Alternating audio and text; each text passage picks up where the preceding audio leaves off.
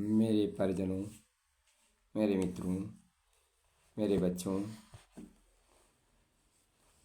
किसी भी कार्य करने के लिए सबसे अधिक आवश्यकता संकल्प शक्ति की है।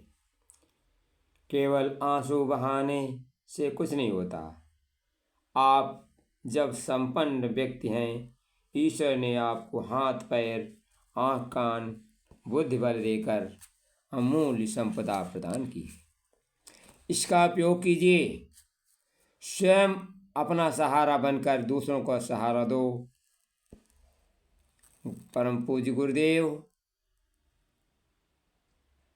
से प्रेरित एक दृष्टांत मैं आपको अवगत करना चाहता हूँ।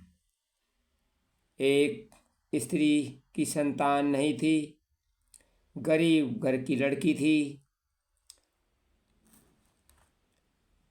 उसे प्रताड़ित करके सास ससुर पति ने घर से बाहर निकाल दिया।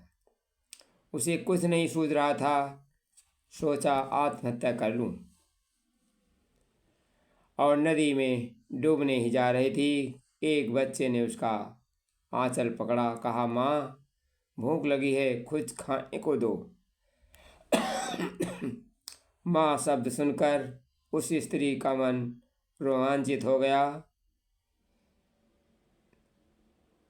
उसने आत्महत्या का विचार छोड़ दिया।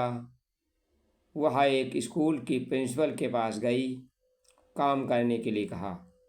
प्रिंसिपल ने उसको एक नौकरानी की ज़रूरत थी, उसे रख लिया।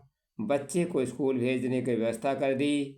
धीरे धीरे उसने स्वयं भी पढ़ना शुरू कर दिया। कुछ पढ़ी लिखी हुई थी। परीक्षा पास करके छोटे स्कूल में सर्विस लग गई। अब उसने एक मकान किराए कर लिया और छोटी बस्ती में जाकर गरीब बच्चों को इकट्ठा करके तथा उनके माता पिता को समझाया कि वे भीख न मांगे। उसने एक स्वावलंबन केंद्र खोला। प्रिंसिपल भी समाज सेविका थी। उसने उसकी सहायता की और एक संगठन बन गया। आप इस प्रकार बहुत कार्य कर सकते हैं।